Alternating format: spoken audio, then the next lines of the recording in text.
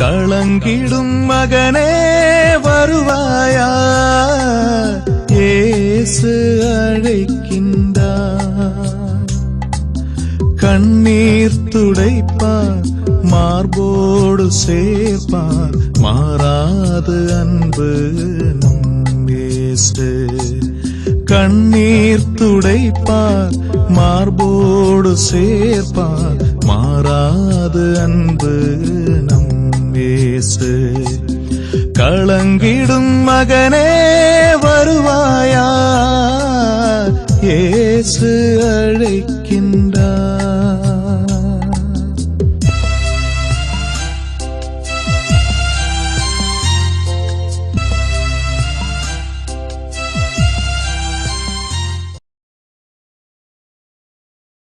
இயேசு கிறிஸ்துக்குள் பிரியமானவர்களே, ஆண்டவராய் இயேசு கிறிஸ்துவின் பரிசுத்தமுள்ள திருப்பெயரிலே நல்வாழ்த்துக்கள். இந்த விடுதலை நேர நிகழ்ச்சி வழியாக உங்களை சந்திப்பதிலே நான் மிகுந்த மகிழ்ச்சி அடைகிறேன். விடுதலையின் நேரம், விடுதலையின் நேரம். எல்லா மக்களும் உண்மையை அறிந்து உணரவும் மீட்பு பெற வேண்டும் என்று அவர் விரும்புகிறார். உண்மையை, இறை வார்த்தையை அறிந்து உணர வேண்டும் என்று, மீட்பெற வேண்டும் என்று அவர் விரும்புகிறார். நீங்கள் உண்மையை அறிந்தவர்களாக இருப்பீர்கள், அந்த உண்மை உங்களுக்கு விடுதலை அளிக்கும் என்று யோவான் 8:32 சொல்லுகிறது. அப்போ இறைவார்த்தை கடந்து வருகிற பொழுது அங்கு ஒரு விடுதலைத்தான். எமது தொலைக்காட்சி ஊழியத்தில் இந்த விடுதலை நேர நிகழ்ச்சியை அவளோடு கூட நீங்கள் பார்த்து வருகிறீர்கள். விடுதலை உண்டாக்குற ஆண்டவர் விடுதலை செய்து கொண்டே இருக்கிறார். அநேக சகோதர சகோதரிகள் தொலைபேசி வழியாகவும் கடித வழியாகவும் தாங்கள் பெற்ற அனுபவத்தை சொல்லிக் கொண்டிருக்கிறார்கள். என் அன்புக்குறவர்களே, ஆண்டவர் உங்களுடைய வாழ்க்கையில அற்புதங்கள் அடையாளங்கள் செய்வார் என்றால் அதை எங்களுக்கு எழுதி அனுப்புங்கள். தேவ ஒளியும் ஒளியும் என்கிற ஒரு புத்தகம் போட்டுக்கொண்டிருக்கிறோம். கடந்த 29 வருடம் போட்டுக்கொண்டிருக்கிறோம். அந்த புத்தகத்திலே ஆண்டவர் உங்களுக்கு என்ன செய்தாரோ அதை சாட்சியாக மையப்படுத்துகிற பொழுது ஆண்டவர்களால் இன்னும் அதிகம் ஆசீர்வதிக்கப்படுவீர்கள். எனவே ஆண்டவர் செய்த நன்மைகளை எங்களுக்கு எழுதி அனுப்புங்கள். ஒருவேளை அந்த புத்தகம் உங்களுக்கு இதுவரை நீங்கள் பெற்றிடவில்லை என்றால், வாங்கிவிடவில்லை என்றால், உங்களுடைய முகவரி எங்களுக்கு அனுப்புங்கள். உங்களுடைய முகவரியை எங்களுக்கு அனுப்பினால் உங்களுக்கு மாதந்தோறும் நாங்கள் புத்தகம் அனுப்பி வைக்கிறோம்.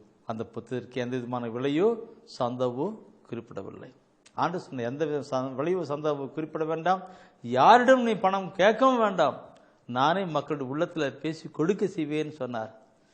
என் ஆண்டவர் சொன்னவர் அப்படி செய்து கொண்டிருக்கிறார். பிரியமானவர்களே, 23 கடந்த நாட்கள்லாம் எப்படி போனது. இப்போ பார்க்கும் பொழுது சில சகோதர சகோதரிகள் அந்த புத்தகத்தின் முழு பணத்தையுமே, விடுவதற்கான முழு பணத்தையுமே கொடுத்து வருகிறார்கள். எனவே உங்கள் முகவரியை அனுப்பி வையுங்கள், உங்களுக்கு நாங்கள் புத்தகம் அனுப்பி வைக்கிறோம். உங்களுக்கு மாத்திரமல்ல, உங்களுடைய உற்றார் உறவினை கேளுங்கள். பிரதர் எழுதுகிற புத்தகம் உங்களுக்கு வருகிறதா, தேவ ஒளியும் ஒளியும் வருகிறதா என்று கேளுங்கள். ஒருவேளை அவர்கள் இல்லை என்று சொன்னால் அவருடைய முகவரியும் வாங்கி நீங்கள் அனுப்புங்கள். புக் அனுப்புகின்றோம், இறை செய்தி அதிலே எல்லாம். நான் எப்படி தொலைக்காட்சியிலே இறைவசன வார்த்தைன்னு சொல்லுகிறேனோ அதே மாதிரி தான் அந்த புத்தகத்திலும் இறைவசன வார்த்தைகள் தான். ஏதோ கட்டுரையோ கதையோ போனையோ அதுக்கெல்லாம் கிடையாது, எல்லாம் இறைவசன வார்த்தைகள் தான். ஏனி அது அப்படி சொல்லப்பட வேண்டும் என்று ஆண்டவர் விரும்புகிறார். தெய்வ திருவிழிச்சு படிக்கிற பொழுதெல்லாம் ஆண்டவர் அப்படித்தான் விரும்புகிறார். அதுதான் செயல்படுத்தி கொண்டிருக்க. உங்களுக்கு புத்தகத்தில் உங்களுக்கு முன்மா எழுதி அனுப்புங்கள், முகவரி அனுப்புங்கள், உங்களுக்கு நான் புத்தகத்தை அனுப்பிடும். ஆண்டவர் உங்களுடைய உள்ளத்திலே உணர்த்துவார் என்றால் நீங்கள் அந்த ஊழியத்தை நீங்கள் தாங்கலாம். இப்போ தொலைக்காட்சி ஊழியம் கூட எவ்வளவு பொருளாதார தேவை தருகிறது. ஆண்டவர் தானே மக்கள் உள்ளத்திலே பேசி கொடுக்க. ஒருவேளை உங்களுடைய உள்ளத்திலும் அப்படி பேசி கொடுப்பார் என்றால் எங்களோடு கூட தொடர்பு கொள்ளுங்கள். தொலைபேசியின் நம்பரிலே நீங்கள் தொடர்பு கொண்டு எங்களோடு கூட தொடர்பு கொண்டால் மற்ற விவரங்களை நாங்கள் சொல்லி தருவோம். பிரியமானவர்களே, இப்பொழுது ஆண்டவர் நம் பேசுகிற வார்த்தையை நாம் கேட்க இருக்கிறோம். அவர் பேசுகிற வார்த்தையை நமக்கு வாழ்வை கொள்ள, அதில் நாம் வாழ்ந்து மகிழ்ந்திருக்க நம்மை ஒப்புக் கொடுக்கலாமா? ஒரு நிமிஷம் கண்களை மூடுங்க, உள்ளத்தை திறங்க, விசுவாச கண்களில் ஆண்டவரை பாருங்க. தோமையாருக்கு முன்னாடி இயேசு ஆண்டவர் தோண்டி துவாமியே நீ அவிசுவாசியா இராத, இதோ நான் மரித்தேன் உயிர்த்தேன் வாழ்ந்து கொண்டிருக்கிறேன்னு அவருடைய அன்பு சீடர் துவாமியாருக்கு சொன்னது போல இப்போ உங்ககிட்ட உங்க அருகில் நின்று அவர் மகனே மகளே இதோ நான் உன் அருகிலே இருக்கிறேன், மரித்தேன் உயிர்த்தேன் வாழ்ந்து கொண்டிருக்கிறேன், இப்பொழுது பேசுகிறது நான் தான், என்னுடைய வார்த்தைகள் தான் என்று அவர் உங்களுக்கு வெளிப்படுத்தி கொடுப்பார்.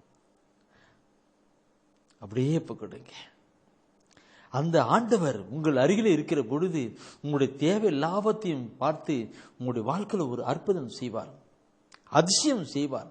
அதனால் தானே மார்க்கு 16 சொன்னாரு, நற்செய்தி அறிவிக்கிற படம் எல்லாம் உடனிருந்து அடையாளங்களை வெளிப்படுத்த சொன்னார். ஒப்புக்கொடுங்க, ஒப்புக்கொடுங்க, ஒப்புக்கொடுங்க. அன்பான ஆண்டவரே, எங்களை படைத்தவரும் பராமரித்து வழிநடத்துகிறவரும் ஆண்டவரே, எங்களை தாழ்ச்சியோடு கூட ஒப்புக் கொடுக்கிறோம். எங்கள் மீது அளவற்ற அன்பு வைத்திருக்கிற என் ஆண்டவரே, இப்பொழுது எங்களோடு கூட பேசும். எங்கள் வாழ்க்கையில வருகிற துன்பங்கள் துயரங்கள் இருந்து விடுதலை பெறவும் உம்முடைய அருள் ஆசிரியை பெற்று மகிழ்ந்திருக்கும் கிருபை பண்ணுங்க ஆண்டவரே. பேசும், விடுதலை தருகிற வார்த்தைகளை தாரும், மன மகிழ்ச்சி தருகிற வார்த்தையை தாரும், நிலை வாழ்வு தருகிற வார்த்தையை தாரும். தாழ்ச்சியோடு கூட ஒப்புக் கொடுக்கிறோம் ஆண்டவரே. பேசும், உங்களுடைய பிள்ளைகள் நான் கேட்கிறோம். ஆமீன். பிரியமானவர்களே, இப்போ நான் ஜெபம் போது தூய உணர்த்துகிற செய்திதான் தூய வாழ்வும் ஆசீர்வாதங்கள். தூய வாழ்வும் ஆசீர்வாதங்களும். என் அன்புக்குருகளே, இந்த பைபிள் நான் படிக்கிற பொழுது என் உள்ளத்தின் ஆழத்தில் பள்ள கருத்துக்கு. நான் ஒரு காலத்தில் பைபிள் படிக்கல, உலக போக்கிலே வாழ்ந்து கொண்டிருந்தேன். ஏதோ கோயிலுக்கு போனோம், வந்தோம், ஜெபமாலை சொன்னோம், தேரத்துக்கணும், அப்படி உலகப்புறமான பக்தி வாழ்க்கையில வாழ்ந்து கொண்டிருந்தேன். என்னைக்கு நான் இந்த பைபிளை படிக்க ஆரம்பிச்சேனோ அப்பதான் தெரிஞ்சது என்னுடைய வாழ்க்கையில கடவுள் விரும்புகிற காரியங்கள் என்று. பரிசுத்தத்தை விரும்புகிறார். லேவியர் புத்தகம் 19ஆம் அதிகாரத்தில் 2ஆம் வசனம். எல்லாம் பைபிள் வச்சுக்கிறேன், நோட் புக்கு பேனா வச்சுக்கிறீங்க. என் உண்மையிலே நான் பாராட்டுகிறேன். நான் சில சகோதர சகோதரி பார்க்கும்போதெல்லாம் நினைப்பாங்க, குறிச்சுக்கிடுங்க. லேவியர் 19ஆம் அதிகாரம் 2ஆம் வசனத்தில் ஆண்டவர் சொல்லுகிறார், அவர் தூயவராய் இருப்பது போல நாம் தூயவராய் இருப்பது போல நீங்களும் தூயவராய் இருங்கள் என்று சொல்லுகிறார். தூயவர் பரிசுத்தராய் இருப்பது போல நீங்களும் பரிசுத்தராய் சொல்லுகிறார். 1 தெசலோனிக்கர் 4ஆம் அதிகாரத்திலே 3ஆம் வசனம் வாசிக்கிற பொழுது, 1 தெசலோனிக்கர் 4ஆம் அதிகாரம் 3ஆம் வசனம் வாசிக்கிற பொழுது, நாம் எல்லாம் பரிசுத்தராக தூயவராக இருக்கப்பட வேண்டும் என்று ஆண்டவர் விரும்புகிறார் என்று. நாம் எல்லாம் பரிசுத்தராக இருக்கப்பட வேண்டும் என்று. என் அன்புக்குருளே, ஆண்டவராக இயேசு கிறிஸ்து மலை பிரசங்கத்தை செய்கின்றார். அந்த மலை பிரசங்கம் முதல் பிரசங்கம் அவருக்கு அங்கதான். அந்த பிரசங்கத்தில் என்ன சொல்றாருனாக்க 5ஆம் அதிகாரத்தில் 8ஆம் வசனம் வாசிக்கும் பொழுது, தூய்மை இல்லாமல் பரிசுத்தம் இல்லாமல் யாரும் கடவுளை காண முடியாது என்று. காண முடியாது என்றால் என்ன? அனுபவிக்க முடியாது என்று அர்த்தம். காண முடியாது என்றால் அனுபவிக்க முடியாது, காண முடியாது. 2 கருத்துகள் உண்டு தான். காண முடியாது, தூய்மை இல்லாமல் காண முடியாது. இந்த வார்த்தை தான் அங்கே எபிரேயர் திருமுகத்திலே கூட சொல்லப்பட்டிருக்கிறது. 12ஆம் அதிகாரத்திலே 14ஆம் வசனத்திலிருந்து தூய்மை இல்லாமல் ஆண்டவரை யாரும் அனுபவிக்க முடியாது என்று சொல்லப்பட்டிருக்கிறது. அப்படி என்று பார்த்தால் நாம் எல்லாம் தூய்மையாய் பரிசுத்தமாய் கடந்து வர வேண்டும். தூய்மையாய் கடந்து வர வேண்டும். இப்படி நான் தூய்மை என்று சொல்லுகிற பொழுது நமக்குள்ளே இருக்கும், நான் தூய்மை தானே இருக்கிறேன் என்று. நான் இருக்கிற சொன்ன நான் அப்படின்ட்டு என்னைக்கு பைபிள் படிச்சேனோ அப்பதான் தெரியுது எனக்கு. என் அன்புக்குருகளே, இந்த தெய்வீக திருவிழத்தில் ஒரு அருமையான ஒரு கருத்தை சொல்லியிருப்பார் யாக்கோப் அருமையான ஒரு கருத்து சொல்லியிருப்பார். அந்த வார்த்தை எனக்கு உள்ளத்துல டச் பண்ண வார்த்தை. எல்லா வார்த்தையும் தெரிஞ்சுதான், ஆனா ஒவ்வொரு வசனமும் அப்படியே தொடர்றது தான். யாக்கோப்ல முதல் அதிகாரத்துல 22, 23 முதல்ல 21 படிச்சா அந்த கேட்ட வார்த்தை பணியோடு அதுவே உங்களுக்கு மீட்பளிக்கிறதுன்னு சொல்லப்பட்டிருக்கும். கேட்ட இறைவார்த்தை பணிவோடு கூட ஏற்றுக்கொள்ளுங்கள், அது உங்களுக்கு மீட்பளிக்கிறதுன்னு 21ஆம் வசனம் சொல்லப்பட்டிருக்கு இல்லைங்களா? யாக்கோப் 1:21. அடுத்தது 22, 23 வசனம் என்ன சொல்லுதுன்னு பார்த்தா, இறை வார்த்தையை கேட்கிறவர்களாக மட்டும் இருந்து உங்களை ஏமாற்றிக் கொள்ள வேண்டாம், அதன்படி நடக்கிறவர்களாயும் இருங்கள். ஏனென்றால் வார்த்தையை கேட்டு அதன்படி நடவாதோர் கண்ணாடியிலே தம் முகத்தை பார்த்து விட்டு சென்று உடனே தாம் எவ்வாறு இருந்தார் என்பதை மறந்துவிடும் ஒரு மனிதருக்கு ஒப்பாவார். எப்படி அருமையான கருத்து! உண்மையிலே அந்த யாக்கோபு பார்த்தனாக அப்படியே கும்பிடலாம் இருக்கு. தூய ஆட்கொள்ளப்பட்ட ஒரு மனிதன் எப்படி எழுதிருக்கிறார் பாருங்க, என்ன விளக்கம் பாருங்க, என்ன கருத்து பாருங்க. அவர் சொல்றாருனாக்க என்ன எழுதிருக்கு, ஒருவர் தன் முகத்தை கண்ணாடியிலே பார்த்த பின்னாடி அது நடக்கணும்னு. இது இறைவார்த்தை, ஒரு கண்ணாடி. இன்னைக்கு என் அன்புக்குரியவர்களே நான் சொல்லும்போது என் முகத்துல என்ன இருக்குது, எப்படி இருக்கு, தலைமுடி களைஞ்சிருக்கா, கண்ணில் அழுக்கு இருக்கா, வாயில ஒழுகிட்டு இருக்கா, இந்த முகத்தை முகம் பார்க்கிற கண்ணாடியில் தான் பார்க்க முடியும் இல்லையா? ஆமான்றீங்க, ஆமா. முகம் பார்க்கிற கண்ணாடி பார்க்க முடியும் இல்லைங்களா? முகத்தை ஏன் முகம் பார்க்கிற கண்ணாடி பார்க்கிறோம்? நம்மை சீர்படுத்துக்காக நாம் பார்க்கிறோம். இன்னைக்கு அநேகம் அது இறைவார்த்தைன்னு சொல்லப்பட்டிருக்கு. இறைவார்த்தை கேட்டு அது சொல்லிருக்கு. அப்போ இறைவார்த்தை ஒரு முகம் பார்க்கிற கண்ணாடினாக்க ஒரு ஆத்மீக முகத்தை பார்க்கிற, ஆத்மீக வாழ்வை காட்டுகிற ஒரு கண்ணாடி தான் இது. இறைவார்த்தை ஒரு ஆத்மீக வாழ்வை, நான் எப்படி இருக்கிறேன், எப்படி வாழ்ந்துகிட்டு செஞ்சுட்டு இருக்கிறேன் என்பதெல்லாம் காட்டுகிற ஒரு கண்ணாடி தான் இந்த இறைவார்த்தை. இந்த வார்த்தையை கேட்ட போது நான் எது மாற்றணுமோ அதில் மாற்றணும், எல்லாம் தொடக்கணும், மறுபடியும் மாட்டணும் இல்லைங்களா? அதனால தான் சகோதரர் படிக்கும்போது இறைவார்த்தை கேட்டதோடு மட்டும் நின்று விடாது, அதுக்கு செயல்படலாயிருங்க, தீர்ப்படுத்துங்க. இன்றைக்கு கண்ணாடி பார்க்கிறோம், தலைமுடி கலைஞ்சிருக்கா வாடுறோம், அழுக்கு இருக்கா தொலைக்கிறோம். அதே போல இறைவார்த்தை படிக்கிற பொழுது நம்மை பரிசுத்து நடத்துகிறதா இருக்கிறது. இப்படிப்பட்ட வாழ்க்கை, நாம் பரிசுத்தமான ஒரு வாழ்க்கை வாழ்கிற பொழுதுதான் கடவுளை நாம் அனுபவிக்கின்ற மக்களாக இருக்கப்பட முடியும். என் அன்புக்குரியவர்களே, யோசேப்பு பழைய ஏற்பாட்டை பார்த்தா யோசேப்பு என்கிற ஒரு மனிதன் இருந்தான். கடவுளுக்கு பயந்து ஒரு பரிசுத்தமான ஒரு வாழ்க்கை வாழ்ந்தான். அதனால கடவுள் அவரை ஆசீர்வதித்து உயர்த்தினார். யோசேப்புல தொடக்கநூலிலே 39ஆம் அதிகாரத்தில் பார்க்கும்போது அது சொல்லப்பட்டிருக்கும், யோசேப்பு கடவுளுக்கு பயந்த ஒரு பாவ வாழ்க்கை விட்டு வாழ்ந்த ஒரு மனிதராக இருந்தார். அதனால கடவுள் அவரை உயர்த்தினார். யோசேப்பை விடுங்க, யோபு பிசாசு கூட சொல்லுது, என்ன சொல்லுது, அவர் மாசற்ற ஒரு மனிதன், தூய்மையான மனிதன் சொல்லுகிறது. அப்படிப்பட்ட ஒரு நிலை வாழ்ந்தார். அதனால்தான் கடவுள் அவர்களை எல்லாம் உயர்த்தினார்கள். இன்று நீங்களும் நானும் நாம் ஒவ்வொருவரும் பரிசுத்தமான ஒரு வாழ்க்கை வாழ்கிற பொழுது ஆண்டவரால் உயர்த்தப்பட்டவர்களாக நாம் இருக்க முடியும். அதுதான் கடவுளுடைய ஆசீர்வாதம். அவருடைய ஆசீர்வாதத்தை பெற வேண்டும் என்றால் நாம் தூய்மையான ஒரு பரிசுத்தமான ஒரு வாழ்க்கை வாழ வேண்டும். இதை குறித்து பைபிள் நாம் பார்க்கும்பொழுது பயங்கரமான ஒரு கருத்து. எனக்கு கேட்கிற பொழுதுதான் மக்கள் சொல்லுவாங்க, என்ன எனக்கு பைபிள் படிக்கிறீங்களா? படிக்கிறேன் பிரதர். என்ன படிப்பீங்க? ஒவ்வொரு நாளும் திருப்பாடல் 91 படிப்பேன் பிரதர். திருப்பாடல் 91 படிப்பேன். அருமை அருமை, நல்லது. எப்படி திருப்பாடல் 91 சொல்ற மாதிரி நீங்க நல்ல ஆசீர்வாதமா இருக்கிறீங்களா? படிக்கிறோம்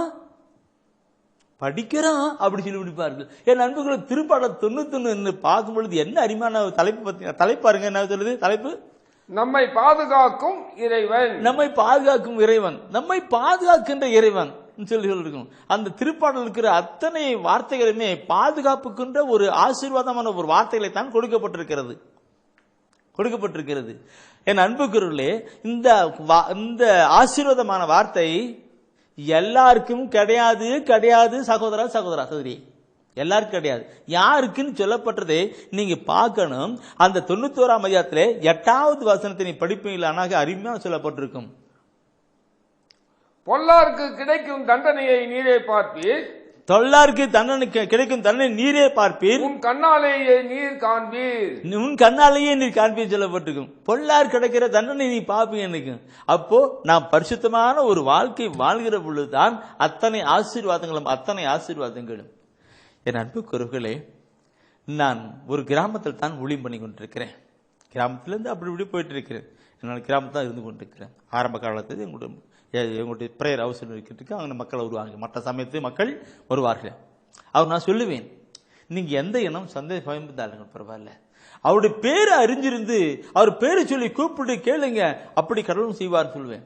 இருக்கும் வருஷமான நிலை கடந்து வருகிற பொழுது நடக்கும் சொல்லுவேன்.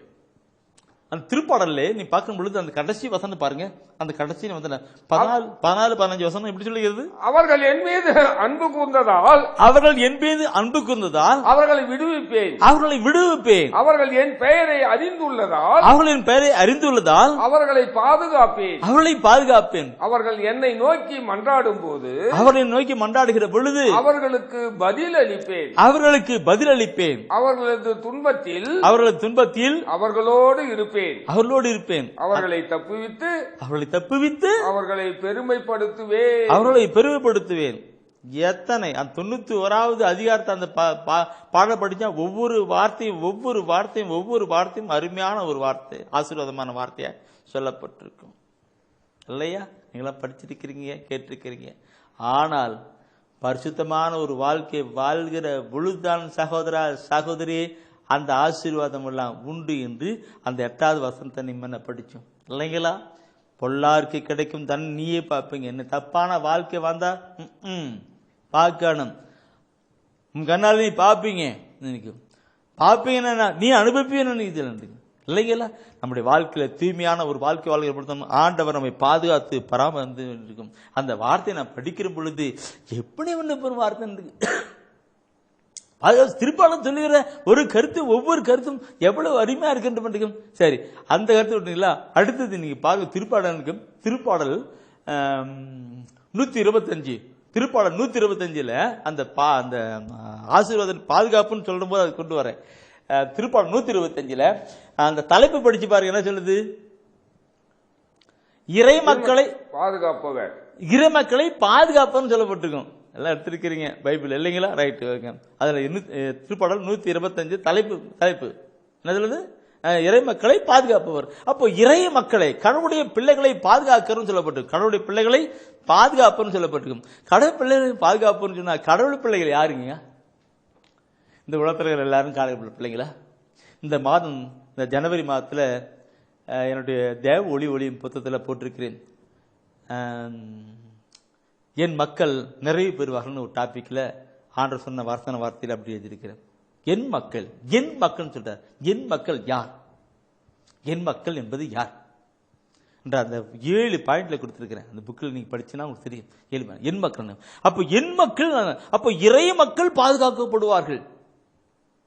வேற வாழ்க்கையில் அங்கேயும் போயிட்டு இருக்காங்க, அவங்களெல்லாம் கிடையாது. இறை மக்களை அவர் பாதுகாக்கிறார். அந்த இறை மக்களை பாதுகாக்கிறான்னு சொல்லுகிற பொழுது என் பிரிமாக்களே, அந்த திருப்பாடல் 125 முழுசுமா படிச்சு பார்த்தோம்னா பயங்கரமான ஆசீர்வாதம் சொல்லப்பட்டிருக்கும். அதுல 125ல 5வது வசனத்தை நீங்க படிச்சு பாருங்க. அதுல என்ன சொல்லுது? நீ பார்க்கணும் போது 25ல 3வது வசனம் 25ல 3வது வசனம் 65ல 125 நல்லார்கென ஒதுக்கப்பட்ட நாட்டில் பொல்லாரின் ஆட்சி நிலைக்காது. இல்லையெனில் நல்லாரும் பொல்லாதது செய்ய நேரிடும். என்ன அறிவு! திருப்பாடு 125ல 3வது வசனத்துல நல்லாருக்கான ஒதுக்கப்பட்ட நாட்டில் பொல்லாரின் ஆட்சியும் கேட்பாங்க. இல்லையெனில் நல்லாரும் பொல்லாது செய்து கெட்டு போவாங்க வராது எனக்கு இல்லைங்களா? அப்போ நல்லவர்களுக்கு தான் ஆசீர்வாதம், பாதுகாப்பு எல்லாமே உண்டு. இந்த அன்பு செயலே நாம் ஒவ்வொன்றும் கேட்கணும். நம்முடைய வாழ்க்கையில பரிசுத்தத்தை கொண்டு வரணும். இன்னைக்கு எங்க பார்த்தனா சண்டை, சச்சரவு, பிரிவினை, பிளவு, குடி, வெறி எல்லாம் ஓடிக்கிட்டு இருக்கு. அப்படி போயிட்டு கும்பிட்டு வந்திருக்கிறது இல்லையா? எப்படி ஆசீர்வாதம் வரும்? அதுதான் சகோதரர் படித்தார்ல, இறை வார்த்தையை கேட்டதோடு மற்றும் நின்று போட்டு ஆதபடி அதன் செயல்படி கடவுள். அப்பதான் நீங்க தூய்மையாகிற பொழுதுதான் பரிசுத்தமான வருகிற பொழுதுதான் ஆண்டவரை அனுபவிக்க முடியும் என்ற ஒரு கருத்தை நாம் சிந்திக்கணும் இல்லவா? ஆண்டவர் அப்படியே கொண்டிருக்க ஒவ்வொரு அந்த பாடலை படிச்சுனாக்க அப்படி பயங்கரமா சொல்லப்பட்டு ஆண்டவரை பாதுகாக்கிற ஒரு நிலை என்று இந்த ஆண்டவரை பாதுகாக்கின்ற ஒவ்வொரு நிலையும் சொல்லுகிற பொழுதெல்லாம் எனக்கு பயங்கரமான ஒரு கருத்து. பைபிள் படிக்க எனக்குள்ள தோன்றும், ஐயோ ஆண்டவர் இவ்வளவு பெரிய ஆசீர்வாதங்களை வைத்திருக்கிறாரே, ஆண்டவரிடம் இல்லாத ஒன்றும் இல்லையே, அவரால் முடியாத ஒன்றும் இல்லையே. அப்படி இருக்கும் பொழுது நாம், நம்முடைய சமூகம், நம்முடைய மக்கள் எல்லாம் ஏன் கண்ணீரும் கவலையும் துக்கமும் வேதனையும் பிரச்சனையும் போராட்டத்தோடு வாழ்ந்து கொண்டிருக்கிறோம்? நோயும் நோக்காடோடு வாழ்ந்து கொண்டிருக்கிறோம். பாரப்படுகிறேன், கண்ணீர் விடுகிறேன், என் பாரத்தையும் என் கண்ணீரையும் காண்கிற ஆண்டவர் தானே என்னை இந்த ஊழியத்தில் சொல்லுடா உன் மனபாரத்தெல்லாம் சொல்லி தொழடான்னு சொல்லி அவர் தானே நடத்தி கொண்டிருக்கிறார். பார்க்கணும் பிரியமானவர்களே, ஆண்டவரை நாம் அனுபவிக்கிற ஒரு கிறிஸ்து அவளாக நாம் கடந்து வரணும். அது என்ன? பரிசுத்தமான ஒரு வாழ்க்கை வாழ்கிற பொழுதுதான் அந்த பாதுகாப்பு என்கிற ஒரு ஆசீர்வாதம், அந்த பாதுகாப்பு ஆசீர்வாதம் மட்டுமல்ல என் பிரியமானவர்களே, நிறைய ஆசீர்வாதம் அந்த பரிசுத்திலே கடந்து வருகிறதா இருக்கிறது. நீங்க அந்த திருப்பாடலை படிச்சு 125 படிச்சீங்க இல்லவா? ஃபர்ஸ்ட் என்ன படிச்சீங்க? 91 படிச்சீங்க இல்ல? படிச்சீங்க. அடுத்து திருத்தல் 125. அடுத்து ஒரு திருப்பாடலுக்கு திருப்பாடல் 112 தலைப்பு நீங்க படிச்சு வர தலைப்பு, அந்த தலைப்பு போட்டது கத்தோலிக்க பைபிள்ல, நம்முடைய கத்தோலிக்க பைபிள் பார்த்தீங்கன்னா எல்லாம் தலைப்போடு போட்டு அந்த அந்த வசனத்தை சீக்கி கொடுத்துருக்கிறாங்க. அது படிக்கும்போது எனக்கு நினைப்பேன், ஏன் இப்படிலாம் செஞ்சிருக்கிறாங்கனாக்க மக்கள் படிச்சு கேட்டு உணர்ந்து அதற்குள்ள நுழையணும். ஒரு தலைப்பை பார்த்தா, ஒரு நியூஸ் பேப்பர் இருக்குன்னு வச்சுங்க, ஒரு நியூஸ் பேப்பர்னாக்க அது தலைப்பு பார்த்த உடனே அது படிக்கலாம்னு நினைக்குது. ஒரு நியூஸ் பேப்பர் பார்த்தா தலைப்பு படிச்சோம்னா இது படிக்கலாம்னு ஒரு ஆர்வம் வருது இல்லைங்களா? அதே மாதிரி தான் கத்தோலிக்க பைபிள் பார்த்தா ஒவ்வொரு தலைப்பை போட்டு அதுக்குள்ள வச்சுட்டு இருக்கிறாங்க. படிக்கணும், இடத்தா தானே படிக்க முடியும், படிச்சா தானே வாழ்வழிக்க முடியும். எடுங்க திருப்பாடல் 112 எடுத்து பாருங்க. தலைப்பு பார்த்தீங்கன்னா கடவுளுக்கு அஞ்சு நடப்போன்னு சொல்ல போட்டிருக்கும் போதுல அதுல ஒவ்வொரு வசன வார்த்தையும் நீ படிச்சுனா பயங்கரமா இருக்கும். அதுல நீ பார்க்கலாம், தயவுசெய்து இந்த 6வது வசனம் படிக்க பார்க்கலாம். 6வது வசனம், என்னாலும் அவர்கள் அசைவுறார். என்னாலும் அவர்கள் பரிசுத்தமான ஒரு வாழ்க்கை வாழ்கிறவர்கள், கடவுளுக்கு அஞ்சி பரிசுத்தமான ஒரு வாழ்க்கை வாழ்கிறவர்கள் அசைவுறார். நேர்மை உள்ளோர் மக்கள் மனதில் என்றும் வாழ்வர். பாருங்க, என்ன வசனத்தின் கருத்து கொஞ்சம் சிந்தித்து பாருங்க. என்னாலும் அவர்கள் அசைவரா, பயப்பட மாட்டார்கள். அவருக்கு பாதுகாப்பும் பராமரிப்பும் அரணாய் இருக்கிற ஆண்டவர் அவளோடு கூட இருந்து தன் தூதனை அட்டளையிட்டு எல்லாம் செயல்படுத்துவார் சொல்லப்பட்டார். நேர்மையுள்ளோர் மக்கள் மனதில். பிரதர் சிஸ்டர் என்ன சொல்லுது? நேர்மையுள்ளோர் மக்கள் மனதில் என்றும் வாழ்வார்கள். இன்னைக்கு நான் தூய்மையான ஒரு வாழ்க்கை வாழ்கிறேன் என்றால் என் ஆண்டவர் எனக்குள்ளே இருப்பார். அவர் எல்லாம் வல்லவரும் எல்லாம் நல்லவரும் வல்லவரும் அற்புதரும் அதிசயமானவரும் ஆன கடவுள் என் உள்ளத்திலே இருப்பாரான. நேர்மையான மக்கள் உள்ளத்தை மனதில் இருக்கிறான்னா அவர் என்னோட இருப்பார்னாக்க எனக்கு பாதுகாப்பு, என் ஜெபங்களுக்கு ஆசீர்வாதம், என் வாழ்க்கை வளம் நலம் இல்லைங்களா? இயேசு என்னோடு இருப்பத நினைச்சுட்டா என்னுள்ளம் துள்ளுதையா, நன்றி என்று சொல்லுதையா. இயேசு என்னோடு இருப்பத நினைச்சுட்டா என்னுள்ளம் துள்ளுதையா, நன்றி என்று சொல்லுதையா. ஆஹா ஓஹோ ஆஹா ஓஹோ. இயேசு என்னோடு இருப்பத நினைச்சுட்டா என்னுள்ளம் துள்ளுதையா, நன்றி என்று சொல்லுதையா. அந்த இயேசு என்னுள்ளே வர வேண்டும் என்றால் நான் பரிசுத்தமான ஒரு வாழ்க்கையை வாழணும். என்னுள்ளே பாதுகாப்பும் ஆசீர்வாதம் கொடுத்து நடத்தப்பட வேண்டுமானால் நான் பரிசுத்தமான ஒரு வாழ்க்கை வாழப்பட வேண்டும். பரிசுத்தம் இல்லாமல் கடவுளை யாரும் காண முடியாது என்று அவரே சொல்லியிருக்கிறார் அல்லவா? தூயுள்ளத்தோர் பேர் பெற்ற அவர்கள் கடவுளை காண்பார்னு. கடவுளை காண்பது அவரை அனுபவிப்பதா இருக்கிறது. ஆண்டவருக்கு அஞ்சணும். அஞ்சுகிற பொழுது அங்கே பரிசுத்தம் தான். அதனால்தான் அங்க திருப்பாடல ஆண்டவருக்கு அஞ்சு இருந்துங்க. இந்த ஆண்டவருக்கு அஞ்சி வாழ்கிறதை பற்றி ஏற்கனவே நான் தொலைபேசியிலே பேசியிருக்கிறேன், செய்தி கேட்டிருப்பீங்க. நீங்கள் ஒருவேளை அந்த செய்தி நீங்கள் கேட்கலன்னா யூடியூப்பில் போட்டு பாருங்கள். யூடியூப்பில் டிவைன் லைட் மினிஸ்ட்ரின்னு போட்டு பாருங்கள், அல்லது பிரதர் சர்பநாதன் போட்டாருனாக்கா அந்த யூடியூப்பில் அந்த எல்லா இந்த டிவியில் கொடுக்குற செய்தியெல்லாம் அதில் போட்டிருக்கிறேன். பாருங்கள், மற்றவங்களும் பார்க்க சொல்லுங்க. அதில் ஆண்டவருக்கு அஞ்சு வாழ்களுக்குள்ள ஆசீர்வாதம் கொடுத்துருக்கேன். ஆண்டவருக்கு அஞ்சு வாழ்களுக்கு ஆசீர்வாதம் கொடுத்துருக்கேன். அப்போ ஆண்டவருக்கு அஞ்சு வாழ்கிறவர்கள் கண்டிப்பாக ஒரு பரிசுத்தமான ஒரு வாழ்க்கை வாழ்வர்களாக இருப்பார்கள். இன்னைக்கு நாம் பார்க்கிறோம் நம்முடைய பிள்ளைகளுக்கு எல்லாம் சொல்லிக் கொடுப்பது என்ன இல்லைங்களா? கண்ணு போய் பேசக்கூடாது, கெட்ட வார்த்தை பேசக்கூடாது, தப்புன்னு சொல்லிக் கொடுக்கிறோம். அப்படி சொல்லிக் கொடுக்கிற பிள்ளைகள் எல்லாம் பரிசுத்தமான ஒரு வாழ்க்கை வாழ்ந்து கொண்டே இருக்கிறார்கள் இல்லைங்களா? பரிசுத்தமான ஒரு வாழ்க்கை வாழ்ந்து கொண்டிருக்கிறார்கள். அப்ப சொல்லிக் கொடுக்கணும். ஆண்டவர் கண்ணு ஒன்றவர்கள் அடிக்கிறவில்ல, கடவுளுக்கு பயப்படுகிற பயம், அஞ்சுதல். இன்னைக்கு நாங்கெல்லாம் இருக்குனாக்க, நான் இருக்கேன், என் சகோதரர் இருக்கிறார், அவங்களாம் பார்த்தனாக்க, எங்க அப்பா எங்க அம்மாவெல்லாம் பார்த்தனாக்க, அவங்களாம் கடவுளுக்கு பயந்து எப்படி காலையில கோயிலுக்கு போவாங்க, காலை நேரமே கோயிலுக்கு போடுவாங்க. கோயிலுக்கு போயிட்டு கோயில் திறக்காத நேரத்தில் கூட போயிட்டு வராண்டாவில் உட்காந்து அதை உட்காந்துக்கிட்டு அவங்க ஜோமால் சொல்லி கொடுப்பாங்க. அவரெல்லாம் அவங்களும் படிப்பறிவு இல்லாதவர்கள், அவங்களாம் தன்னுடைய பிள்ளைங்க நல்லா வளர்த்து, போய் பேசக்கூடாது, சாமிக்கு முன்னாடி சாமி பார்த்துனே இருக்குது, புரிஞ்சா அப்படி சொல்லியிருக்கோம். அந்த ஒரு பய உணர்வு நமக்கு வரும். இன்னைக்கு நான் சொல்றேன், எங்க அப்பா அம்மா சொல்ல மாத்திரம் இல்லை, நீங்களும் அனைவரும் உங்களுடைய பிள்ளைகளை சொல்லியிருப்பீர்கள். கடவுளுக்கு அஞ்சுகின்ற ஒரு அஞ்சுதல் ஒரு பயத்தை கொண்டு வருகிறது. அப்படி பயப்படுகிற பிள்ளைகள், அந்த குடும்பம், அந்த வாழ்வு எப்படி ஆசீர்வாதமா இருக்கும்னா, திருப்பாடல 128 எடுங்க, திருப்பாடல் 128ங்க, அது தலை படிச்சு பாருங்க, என்ன சொல்லுது பாருங்க. திருப்பாடல் அப்படியே அந்த வசனம் பாருங்க, ஒவ்வொன்றும் பாருங்க. திருப்பாடல் 128ல அந்த தலைப்பு முதல்ல படிக்கணும்னு வச்சிருக்கிறேன். ஆண்டவருக்கு அஞ்சி நடப்பதன் பயன்கள், பயன்கள், பயன்கள், ஆசீர்வாதங்கள். கடவுளுக்கு அஞ்சி ஒரு பரிசுத்தமான ஒரு வாழ்க்கை வாழ்வுடைய வாழ்க்கையில வருகிற பயன்கள், ஆசீர்வாதம்.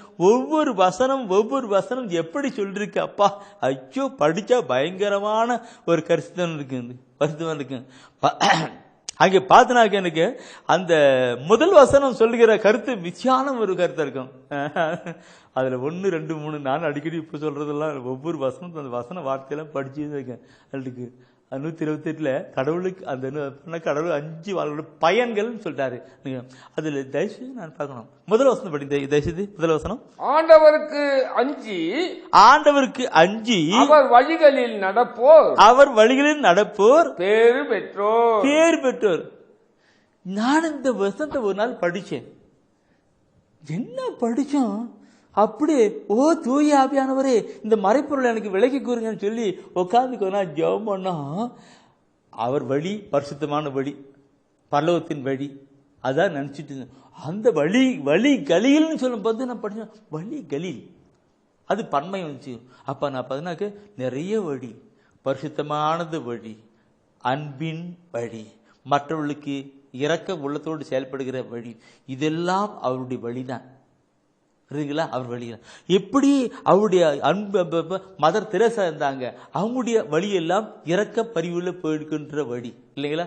பரிசுத்தம் இருந்தது, இரக்கம் இருந்தது, எல்லாம் அவங்க அதுல எல்லாம் ஒன்னோடு ஒன்று பிணைஞ்சு அவங்க போகிற வழி. இந்த வழியெல்லாம் ஆண்டுடைய வழிதான், அது வழிதான். அவனுக்கு அப்படி படிக்கும்பொழுது ஒவ்வொருக்கும் அந்த வசனத்தை பாருங்க, தொடர்ச்சியில 1ஆவது படிச்சீங்கன்னா 2, 3, 4, 5, 6 படிச்சு 6ஆம் வசனம் படிச்சு பாருங்க. உன் பிள்ளைகளை நீ காண்பான்னு சொல்ல போட்டிருக்கோம். கடவுளுக்கு அஞ்சு ஒரு பரிசுத்தமான ஒரு வாழ்க்கை வாழ்க்கை வாழ்க்கையில அப்படிப்பட்ட ஒரு காரியங்களா இருக்கணும். பிள்ளைகளை காணும். 6 வசனம் எப்படிப்பட்ட ஒரு வார்த்தையா இருக்கும் பண்ணுங்க. அச்சோட நான் பாட்டுக்குன்னு பார்க்கணும் இல்லைங்களா? இன்னைக்கு யாருங்க பயப்படுறாங்க? கடவுளுக்கு பயப்படுறாங்க. கடவுளுக்கு பயப்பட்டாக்க செய்ய முடியுங்களா? இல்லைங்களா? கடவுளுக்கு பயப்பட்டா வீட்டில் சண்டை வருமா? சச்சரவு வருமா? இல்லைங்களா? பார்க்கணும். இன்னைக்கு கடவுளுக்கு பயப்படாத நிலையத்தான் தாறுமாறான வாழ்க்கை, விபச்சார வாழ்க்கை, தில்லுமுள்ளான வாழ்க்கை, எல்லாம் பயங்கரமான வாழ்க்கை வாழ்ந்துகிட்டு இருக்கு. கடவுளுக்கு பயப்படுகிற பயம் இல்லை. அதனால் தாறுமாறாக யாரெல்லாம் பயப்படுகிறார்களோ அவர்களெல்லாம் பரிசுத்தமான ஒரு வாழ்க்கை வாழ்கிறார்கள். யாரெல்லாம் பரிசுத்தமான ஒரு வாழ்க்கை வாழ்கிறார்களோ அவர்களுக்கெல்லாம் ஆண்டவர் நிறைய ஆசீர்வாதங்களை வார்த்தையில வைத்திருக்கிறார். பயன்கள் என்று கொடுக்கப்படுகிறது. அதுதான் திருப்பாடல். ஒவ்வொரு திருப்பாடலை பார்க்கணும்னு அப்படி பயங்கரம் சொல்லப்பட்டிருக்கிறது. அந்த திருப்பாடல் அந்த இது படிக்கிற பொழுது திருப்பாடம் நீதிமொழி தயசி அடிக்கணும். நீதிமொழி 18 ஒவ்வொரு வசனத்தை நீ படிச்சு பார்க்கணும். எவ்வளவு நிற்கணும், நேரம் இல்லை. எனக்கு துயரம் உந்துக்கிட்டு இருக்கிற நேரமும் இல்லைல்ல. ஐயா கொஞ்சம் நேரம் கொடுங்க. இன்னும் நாட்களே புனித பவுல் சொல்லார்ல, எனக்காக நீங்கள் மன்றாடுங்கள். கொலோசியர்ல 4ஆம் அதிகாரத்தில் 3ஆவது சொல்ல, எனக்காக நீங்கள் மன்றாடுங்கள். இன்னும் நற்செய்தி அறிவிப்புக்கான வாய்ப்புகளை ஐயா கொடுக்கும்படியை நீங்கள் மன்றாடுங்கன்னு சொன்னார். நானும் உங்ககிட்ட கேட்கிறேன், இப்போ 4 நாள் நடந்துட்டு இருக்கு. இன்னும் ஜெபம்னு கடவுள் சித்தமானால் நடக்கட்டும். இன்னும் மதியமான நாட்கள். சரி, பார்க்கலாம். அடுத்து நீ பார்க்கணும். நீதிமொழி புத்தகம் எடுங்க. நீதிமொழி புத்தகம் முதல் அதிகாரத்தில் 33வது வசனத்தை எடுக்கணும்னு நினைக்கிறேன். நீதிமொழி 1:33. அருமையான ஒரு கருத்து. நீதிமொழி புத்தகம் பயங்கரமா சொல்லிட்டு போறாரு. ஐயோ, எவர் எனக்கு செவி கொடுக்கின்றாரோ எவர் எனக்கு செவி கொடுக்கின்றாரோ அவர் தீங்கின்றி வாழ்வர். தீங்கின்றி வாழ்வர். தீமை வருகையிலும் தீமை வருகையிலும் அச்சமின்றி அவர் மன அமைதியுடன் இருப்பார். தீமை வருகையிலும் அச்சமின்றி அவர் மன அமைதியுடன் இருப்பார். என்ன வசன வார்த்தை அப்போடி! இன்னைக்கு எவர் எனக்கு செவி கொடுக்கின்றாரோ, ஆண்டுடைய வார்த்தைகளுக்கு செவி கொடுக்கிறாரோ, செவி கொடுத்து பரிசுத்தமான ஒரு வாழ்க்கை வாழ்கிறார்களோ, அவர்கள் அச்சமின்றி வாழ்வார்கள். ஒரு பயங்கரமான பிரச்சனை போராட்டம் வந்தா கூட அவன் பாட்டு அமைதியா இருப்பாங்க. தீமை வந்த பொழுதும் அவன் இருப்பாங்க. இன்னைக்கு பார்க்கணும், நிறைய பேருக்கு அமைதியே இல்லை. அமைதியே இல்லை. அமைதி இல்லாதனால என்ன பண்றாங்கன்னா அமைதியில் இருக்காங்க. அமைதி இல்லாதனால மன அமைதிக்காக தண்ணி அடிக்கிறார்கள், தம் அடிக்கிறார்கள், புண்பட்ட மனதை புகை விட்டு ஆட்டிருக்கிறாங்க. பல காரியங்கள் செஞ்சுட்டு இருக்கிறாங்க. தப்பான காரியம். ஏன்? ஆணுடைய வார்த்தைக்கு செவி கொடுத்து பரிசுத்தமான நிலையில கடந்து போல. எவர் எனக்கு செவி கொடுக்கின்றாரோ அவர் தீங்கின்றி, எந்த விதமான பிரச்சனை போராட்டமின்றி அமைதியான ஒரு வாழ்க்கை வாழ்ந்து நலமாய் இருப்பார்கள் என்று அந்த விழுத்தில் எப்படி சொல்லியிருக்கிறார் இல்லைங்களா? இந்த வார்த்தை நான் வாசிக்கிற பொழுது அமைதி என்று வாழ்வாங்க சொல்றதுக்கு இந்த கருத்தை நான் சொல்றதை கொஞ்சம் நீங்க கவனம் பண்ணணும். நம்முடைய வாழ்க்கையில் நம்முடைய மக்கள், நம்முடைய சமுதாயம் எப்படி வாழ்ந்திருக்கிறான்னு சொல்லுங்க.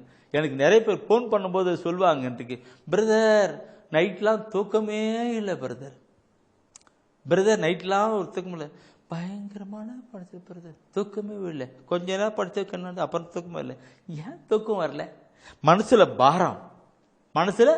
பாரம், கவலை, எதிர்காலத்தை குறித்து, பிள்ளைகளை குறித்த கவலை, தொழிலை குறித்த கவலை, எதிர்கால வாழ்க்கையின் குறித்து பல கவலைகள் பிறண்டு போன்று வரனால தூக்கம் எப்படி வரும்? அதெல்லாம் அவர் பார்த்துக்குவாருன்னு சொன்ன போது தான் நீ நிம்மதியா தூங்க முடியும், நாம் தூங்க முடியும் இல்லைங்களா? அவர் நம்முடைய பார்த்து நம்ம செஞ்சிடுவார்னு எப்படி நமக்கு தைரியம் வரையும்? நாம் பரிசுத்தமான ஒரு வாழ்க்கை வாழ்கிற பொழுது மெய்யாகவே என் ஆண்டவர் பார்த்துக்கிடுவார், என் ஆண்டவர் பார்த்துக்கொள்வார். எனக்காக யாவற்றையும் எனக்காக யாவையும் செய்பவரே, செய்து முடிப்பவரே, எனக்காக யாவையும் செய்பவரே, செய்து முடிப்பவரே, என் பாரங்கள் என் சுமைகள், என் பாரங்கள் என் சுமைகள் பாதத்தில் இறக்கி வைத்தேன், பாதத்தில் இறக்கி வைத்தேன். ஐயா நான் போய் தொங்குறேன், நல்லா தொங்குற, குரு கடிச்சு தொங்குறேன் இல்லைங்களா? நான் சொல்றது சும்மா அடிக்க எல்லாம் இறைவசன வார்த்தை அடிப்படைத்தான். அதே நீதிமொழி புத்தகத்துல 3ஆம் அதிகாரம் எடுங்க, 3ஆம் அதிகாரம் எடுங்க. 1 படிச்சுட்டீங்க தானே? 1:30 3ஆம் அதிகாரத்துல 24, 25 படிங்க. நீ படுக்க போகும்போது உன் மனத்தில் அச்சம் இராது, உன் மனதிலே அச்சம் இராது, உன் படுக்கையில் நீ அயர்ந்து தூங்குவாய், பொல்லா திகில் அடைவதையும் அவர்களுக்கு அழிவு வருவதையும் காணும் போது நீ அஞ்சாதே. பிள்ளை வரும்போது நீ அஞ்சாதேன்னு சொல்லப்பட்டிருக்கு. அவங்களுக்கு ஐயோ அவங்களுக்குலாம் அப்படியாச்சு, இவங்களுக்குலாம் இப்படியாச்சு, அவங்களுக்கு அந்த நோய் வந்துச்சு, இந்த நோய் வந்துச்சு, இப்படிலாம் பயப்பட்டு இருக்குன்னு அவனு ஒன்று பார்த்தும் பயப்பட வேண்டாம். நீ அஞ்சாத, அவர்களுக்கு வரும், உங்களுக்கு வராது இல்லைங்களா? என் அன்புக்குறர்களே, கேட்டுக்கொண்டிருக்கிற அன்புக்குறர்களே, ஆண்டவர் எவ்வளவு நல்லவர் என்று சுவைத்து பார்க்க வேண்டும் என்றால் நான் பரிசுத்தத்திலே அவரிடம் கடந்து போகணும், நான் பரிசுத்த வாழ்க்கையிலே அவரிடம் கடந்து போகணும். அப்பொழுது அவரை நான் ருசிக்கிறவனாக, அனுபவிக்கிறவனாக நான் வாழ முடியும் என்று தான் தெய்வீக திருவள்ளியம் நமக்கு சொல்லிக் கொடுக்கிறது. நம் வாழ்க்கை கொஞ்சம் சிந்தித்து பார்க்கணும். இந்த பாசனம் ஒவ்வொரு கருத்து நான் சொல்லுகிற பொழுது எப்படி நான் கொண்டு கொண்டிருக்கல என் அன்புக்குறளே. என்னுடைய முன்னே நான் உள்ளத்தின் பாதையிலே கடந்த 30 வருடமாக ஊழியம் பணி செஞ்சுட்டு இருக்கிறேன். நான் சொல்லுகிறதெல்லாம் இறைவசன வார்த்தைகள், கடவுளுடைய வார்த்தைகள் எப்படி சொல்லியிருக்கிறது, நாம் எப்படி வாழ்ந்து கொண்டிருக்கிறோம். ஆத்ம பாரம் தான், ஆத்ம பாரம் தான். தூய வாழ்வும் ஆசீர்வாதம் பார்க்கிற பொழுது இன்னும் மக்கள் ஆண்டவரை அனுபவிக்கப்படவில்லை, அனுபவித்து வாழ்க்கை கொண்டு படவில்லை என்று பாரம். இயேசு ஆண்டவர் எல்லா மக்களும் மீட்கப்பட வேண்டும் என்று தான் அன்னை மரியாளின் உலகத்திலே தோன்றினார். அவர் பாடுபட்டார், ரத்தம் சிந்தினார், உயிரை கொடுத்தார் இல்லையா? இன்று எவ்வளவு மக்கள் மீட்படைந்திருக்கிறார்கள், ஆண்டவரை அனுபவித்துக் கொண்டிருக்கிறார்கள். இனி வரும் நாட்களை அனுபவமாக்கிக் கொள்வதற்கு முடியுமா? மக்கள் பாரம் அழுத்துகிறது, பாரம் அழுத்துகிறது. உலகமெல்லாம் மீட்படைய பாடுகள் பட்டீரையா,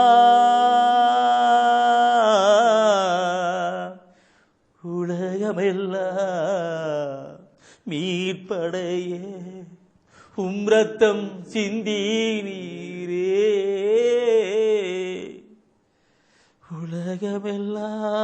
உலகமெல்லாம் மீட்படைய உன் ஜீவன் தந்தீரே. இயேசுவே இயேசுவே இயேசுவே, உமது வருகையோ மிகவும் சமீபமே.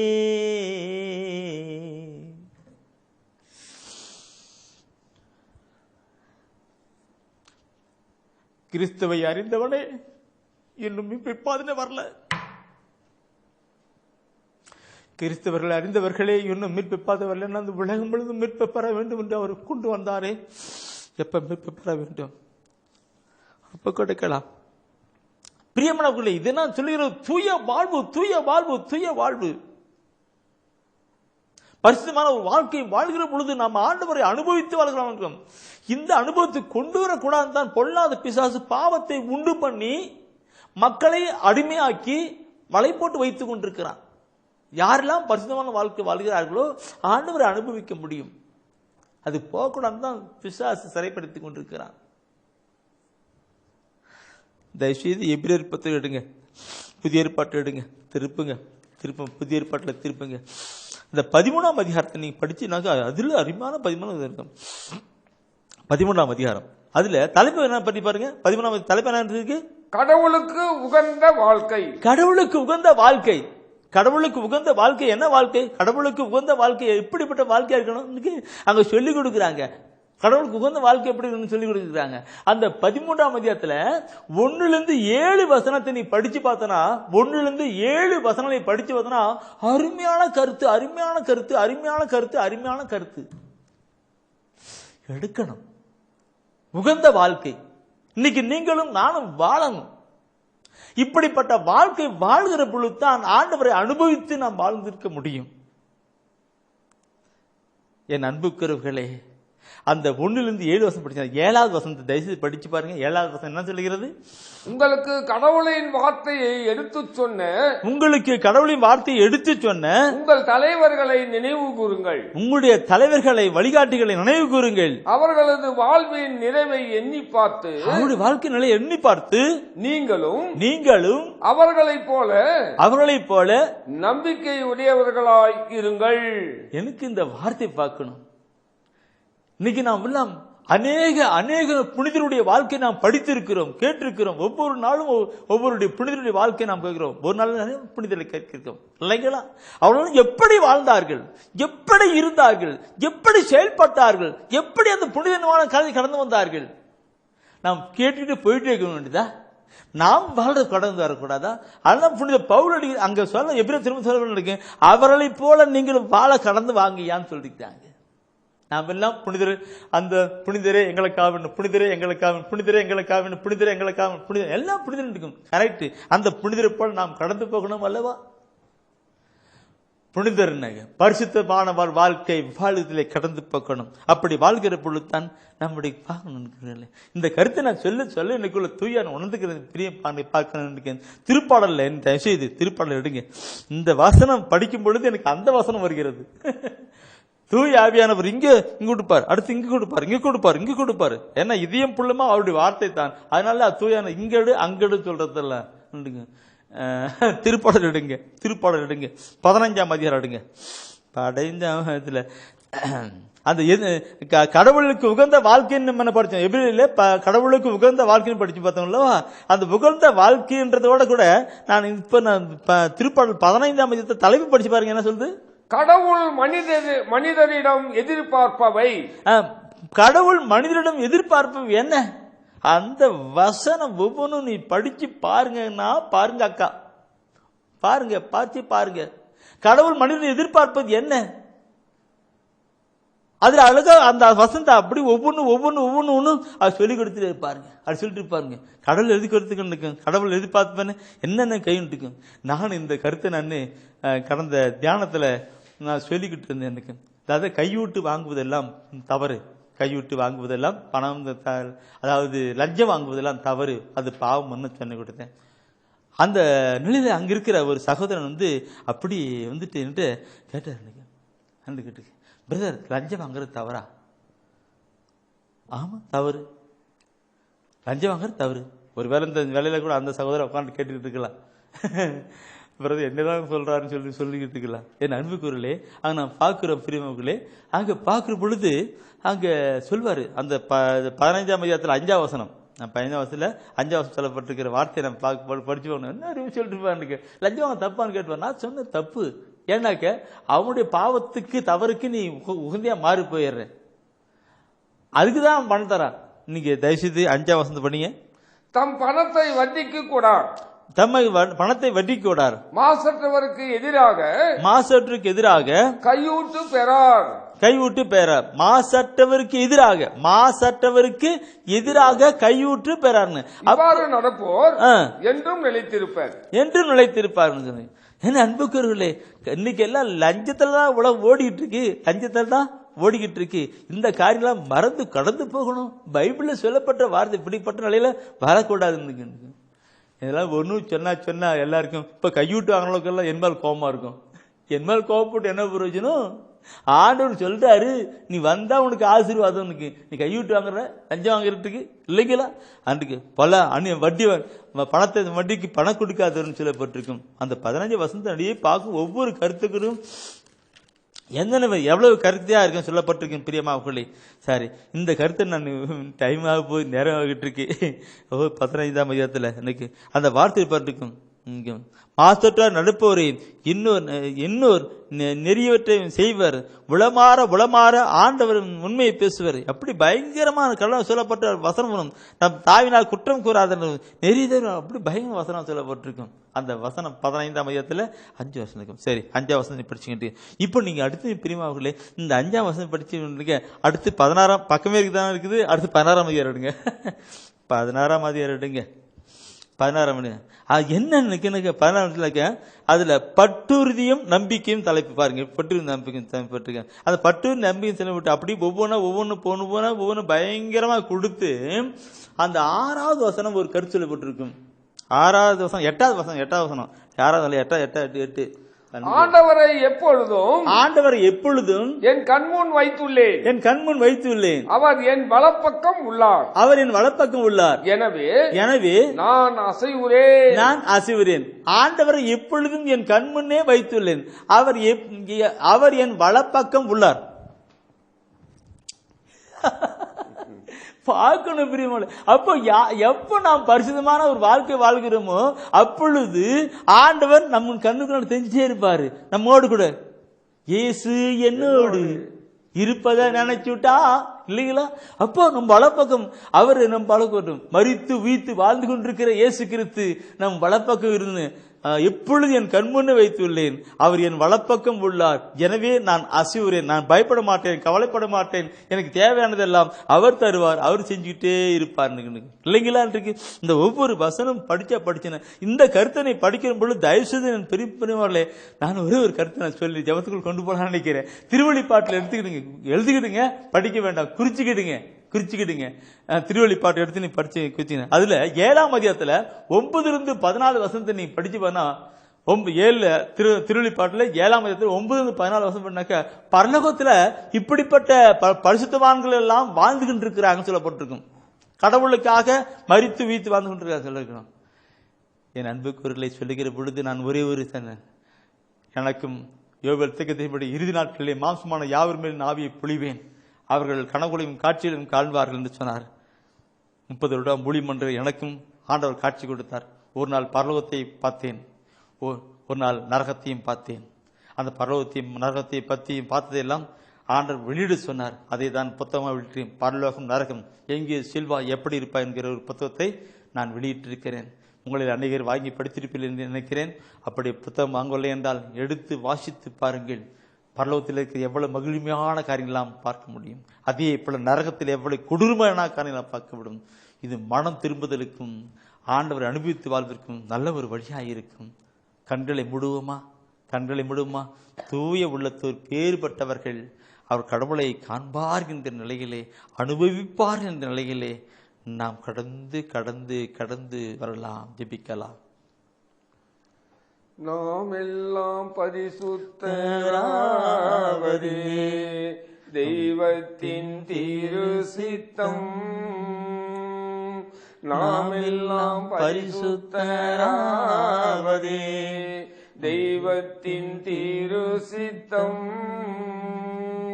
பரிசுத்தமின்றி தெய்வத்தை யாரும் தரிசிக்க முடியாது. பரிசுத்தமின்றி தெய்வத்தை யாரும் தரிசிக்க முடியாது. பரிசுத்தமே பரன் இயேசு தங்கும் இல்லம், பக்தர்கள் தேடும் தேவாலயம். ஆமாண்டவரே, பரிசுத்தரே, நான் பரிசுத்தராய் இருப்பது போல் நீங்களும் பரிசுத்தமாய் இருங்கள் என்றவரே. இந்த நாளுக்காக நன்றி செலுத்துகிறோம் ஆண்டவரே. பரிசுத்தம் உள்ள தேவன் எங்களோடு பேசி வருவதற்காக உமக்கு நன்றி செலுத்துகிறோம். இதோ இந்த நாளிலே கூட ஆண்டவரே, இந்த இறை செய்தி கேட்டுக் கொண்டிருக்கிற ஒவ்வொருவரையும் நீர் பரிசுத்தப்படுத்துவதற்காக நன்றி செலுத்துகிறோம் ஆண்டவரே. இந்த இறை செய்தி கேட்டுக் கொண்டிருக்கிற ஒவ்வொருவரையும் ஆசீர்வதியும் ஆண்டவரே. எல்லா பிரச்சனைகளும் மாறட்டும் ஆண்டவரே. ஆண்டவரே, கடன் பிரச்சனைகள் மாறட்டும் ஆண்டவரே. வளர்ச்சி அடையட்டும் ஆண்டவரே. ஆண்டவரே, உடல் பலவீனங்கள் மாறட்டும் ஆண்டவரே. நோயால் மருத்துவமனையில் படுக்கையில் இருக்கிறவர்கள் ஆண்டவரை எழுந்து நடக்கட்டும் ஆண்டவரே. எல்லாவித ஆசீர்வாதங்களை அவர்களுக்கு தரும்படியாக ஜெபிக்கிறோம் ஆண்டவரே. குடும்பத்திலே சமாதானத்தை உருவாக்கும் ஆண்டவரே. ஒப்பு கொடுக்கிறோம். நீர் ஆசீர்வதியும் ஆண்டவரே. ஆசீர்வதியும் ஆண்டவரே. வேலை இல்லாதவர்களுக்கு ஆண்டவரை வேலை கிடைக்கும்படி ஆசீர்வதிக்கும்படியாக ஜெபிக்கிறோம் ஆண்டவரே. துதிக்கிறோம் ஆண்டவரே. பரிசுத்தமுள்ள தேவன், பரிசுத்தமுள்ள இறைவன் எங்களுக்கு ஆண்டவரே நீர் தேவனாய் இருப்பதற்காய் ஆண்டவரே ஒப்பு கொடுக்கிறோம் ஆண்டவரே. ஒப்பு கொடுக்கிறோம். ஆசீர்வதியும் ஆண்டவரே. நன்றி சுவாமி.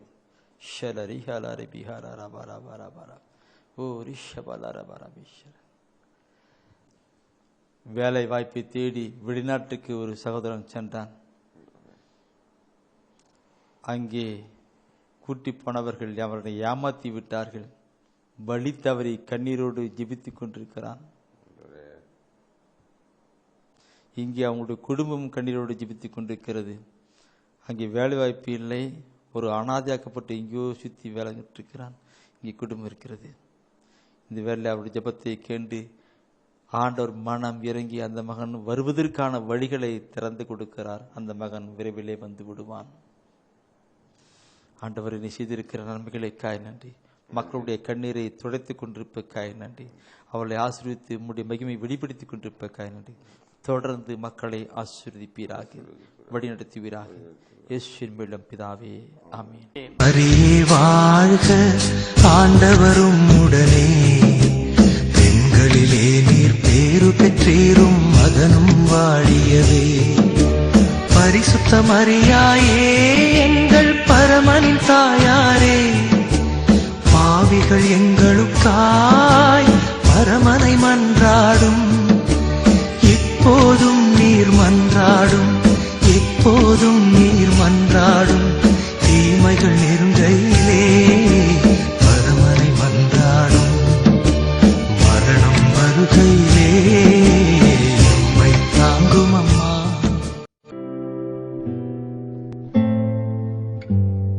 தெய்வ ஒளியும் ஒளியும் என்ற மாத இதழ்